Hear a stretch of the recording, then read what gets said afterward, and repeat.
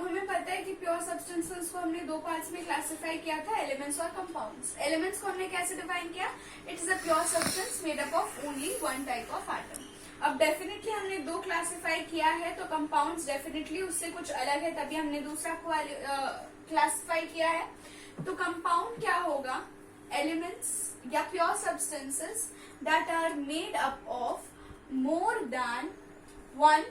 more than two types of atoms, two or more than two types of atoms, ठीक है, एक से ज्यादा।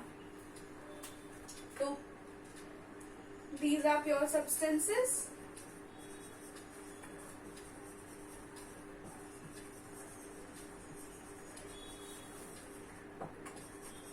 made of two or more than two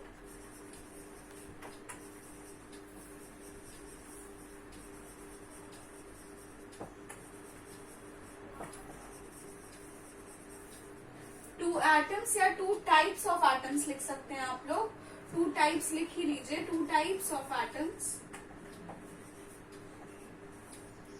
in a fixed ratio, in a fixed ratio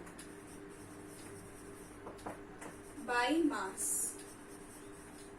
मतलब कोई भी जब compound बनता है तो वो हमेशा एक फिक्स्ड रेशियो में दो एलिमेंट्स जो दो एटम्स जो अलग अलग कंबाइन कर रहे हैं वो हमेशा एक फिक्स्ड रेशियो में ही कंबाइन करते हैं बाय देयर मास।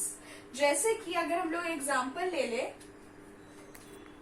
जैसे कि अगर हम लोग पानी का यानी कि H2O का एग्जांपल ले, तो H2O एक कंपाउंड है क्योंकि इसमें दो टाइप ऑफ एटम है, हाइड्रोजन का और ऑक्सीजन का, ठीक है। तो इसमें हमेशा हाइड्रोजन और ऑक्सीजन का रेशियो होगा 2:1, दो हाइड्रोजन इज टू एक ऑक्सीजन बाय मास। मतलब जितना टोटल मास रहेगा कंपाउंड का वो हाइड्रोजन और ऑक्सीजन के मासेस को कैलकुलेट करके ही होगा। ये जो रेशियो है ये रेशियो होता है बाय वॉल्यूम। मतलब अगर पूरा 1 लीटर ऑफ वाटर है उसमें कितना वॉल्यूम ऑफ हाइड्रोजन होगा, उस 1 लीटर में डबल हाइड्रोजन होगा और एक ऑक्सीजन होगा, ठीक है। अब इसका बाय मास रेशियो क्या होगा वो देखते हैं। तो हाइड्रोजन का एक हाइड्रोजन का मास होता है 1, तो हमारे पास कितने हाइड्रोजन है 2, तो 1 into 2, ठीक है। इस 2 ऑक्सीजन का एक ऑक्सीजन का मास होता है 16, तो क्या हो गया 2/16 is equals to 1/8 which is equals to 1:8। तो बाय मास का रेशियो हो जाएगा 1:8 और ये 1:8 के रेशियो में ही कंपाउंड बनेगा हमेशा वाटर का। अब इसी से हम लोग इतना अगर समझ गए तो इससे हम लोग 4 कंक्लूजन ड्रॉ कर सकते हैं अबाउट कंपाउंड्स, ठीक है। आप लोग लिखेंगे कंक्लूजन्स अबाउट कंपाउंड्स करके और जैसे जैसे मैं बोलूंगी उसको आप लोग लिखते जाएंगे। तो पहला कंक्लूजन आप लोग डेफिनेशन से ही निकाल सकते हैं कि हमेशा कंपाउंड्स फॉर्म होता है एक फिक्स्ड रेशियो बाय मास से। तो compounds are always formed in a fixed ratio by mass, ठीक है। ये पहला पॉइंट। दूसरा पॉइंट होता है, दूसरा कंक्लूजन ये हम लोग निकाल सकते हैं कि हमेशा कोई कंपाउंड एक केमिकल रिएक्शन से ही बनेगा। एक केमिकल रिएक्शन में जब दो एलिमेंट्स रिएक्ट करेंगे तो एक कंपाउंड बनता है। तो दूसरा कंक्लूजन होगा a compound is formed only in a chemical reaction when 2 और more than 2 elements react together, ठीक है। अब हमने ये समझा कि कंपाउंड्स बनेंगे कैसे, केमिकल रिएक्शन से बनेंगे। तो अब कंपाउंड बन रहा है तो उसको तोड़ना भी है, तो वो टूटेगा कैसे, स्प्लिट कैसे होगा। तो एक कंपाउंड को हम लोग हमेशा केमिकल रिएक्शन या इलेक्ट्रोलिसिस, इलेक्ट्रोलिटिक रिफाइनिंग ऐसा कुछ करके ही तोड़ सकते हैं। तो वी कैन ओनली ब्रेक और split compounds by using chemical processes और केमिकल रिएक्शंस, ठीक है। ये थर्ड कंक्लूजन। फोर्थ कंक्लूजन क्या है, एक ध्यान से चीज देखिए कि H2O क्या है, वाटर। अब अगर आप लोग सोचे, आप लोग हमेशा सुने होंगे कि ऑक्सीजन क्या करता है, सपोर्ट्स बर्निंग। हाइड्रोजन क्या करता है, it is also a supporter of burning, वो बर्न करने में ही हेल्प करता है, ठीक है। लेकिन वाटर अगर आप लोग देखें तो कहीं आग लगे तो हम लोग क्या डालते हैं, पानी, तो वो आग को बुझाता है।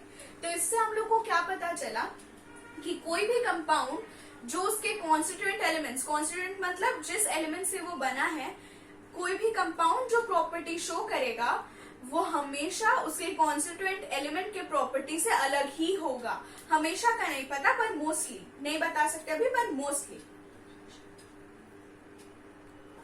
तो इसको आप लोग क्या क्या लिखेंगे कि the compound, the properties of the a compound is always different from the properties shown by its constituent elements। तो ये हुए 4 conclusions। तो अभी मुझे लगता है कि आप लोगों ने कंक्लूजन स्टार लिख लिए होंगे, और अगर नहीं लिखे हैं तो पॉज करिए, रिवाइंड करिए, फिर से लिखिए, ठीक है। तो अब ये कंक्लूजन से ही हम लोग मिक्सचर और कंपाउंड्स को डिफरेंशिएट कर देंगे। पहले तो इतना तो आप लोगों को फ्लो चार्ट से, जो पिछली स्लाइड में मैंने बनाया था, पिछली थोड़े देर पहले बनाया हुआ था, उस फ्लो चार्ट से आप लोग को समझ में आया होगा कि मिक्सचर एक टोटली अलग ब्रांच है, कंपाउंड एक टोटली अलग ब्रांच है। पर ये सिर्फ समझने के लिए, ये आप लिखेंगे नहीं। तो आप लोग अभी एक टेबल बना लीजिए मिक्सचर और कंपाउंड का डिफरेंस लिखने के लिए। तो मिक्सचर क्या है, हम लोग कोई भी 2 या 3 एलिमेंट को लेते हैं, ऐसे ही मिक्स कर देते हैं, मिक्सचर बन जाता है।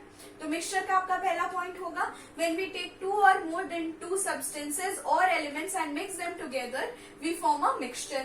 और कंपाउंड का क्या होगा, when pure substances which are made up of 2 or more than 2 atoms are combined, कैसे, chemically combined, then a compound is formed। ये पहला पॉइंट। दूसरा पॉइंट क्या होगा मिक्सचर का, कि मिक्सचर में हम कोई भी रेशियो में किसी भी सब्सटेंस को यूज कर लेते हैं। आपने ये देखा ही नहीं कि आप 2 kg यूज कर रहे हैं, 2 ग्राम यूज कर रहे हैं, कैसे भी सब्सटेंस में आपने बना दिया और मिक्सचर बन गया। तो होगा, तो in a mixture the elements, the constituent substances are of variable compositions, मतलब उनका कॉम्पोजिशन कुछ भी हो सकता है। और कंपाउंड्स में आप लोग लिखेंगे, it is the constituent elements are always mixed in a fixed ratio by mass। ठीक है, अब थर्ड पॉइंट पे आते हैं। थर्ड पॉइंट हमने अभी थोड़ी देर पहले डिस्कस किया, जो लास्ट कंक्लूजन था कंपाउंड्स का, कि अब मिक्सचर में क्या होता है कि अगर हम हाइड्रोजन और ऑक्सीजन का एक मिक्सचर बनाएंगे तो वो हाइड्रोजन और ऑक्सीजन जैसे ही प्रॉपर्टीज शो करेगा। लेकिन कंपाउंड्स, अगर हम लोग उसका एक कंपाउंड बनाएंगे तो वो उससे एंटायरली डिफरेंट प्रॉपर्टी शो करेगा। तो मिक्सचर में आप लोग लिखेंगे, if we make a mixture it shows the properties of the constituent elements only. और आप कंपाउंड्स में लिखेंगे, the property of the compound formed is entirely different from the constituent elements from the properties of the constituent elements। ठीक है। और fourth point क्या है कि मिक्सचर को हम लोग कोई भी फिजिकल मेथड से सेपरेट कर सकते हैं। तो फोर्थ पॉइंट आप लोग लिखेंगे, mixtures can be separated by any physical methods.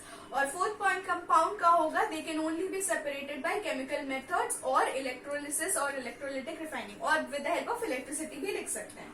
ठीक है, तो इससे हमने क्या समझा कि हमने कॉन्सेप्ट समझा, चीजों को समझा, और उससे हमने डिफरेंसेस और डेफिनेशन निकाल लिया। और इसके साथ हम लोग ये चैप्टर भी एंड करते हैं। 2 केमिस्ट्री का चैप्टर हमने खत्म कर लिया। अब हम लोग बढ़ेंगे आगे with maths in a live class.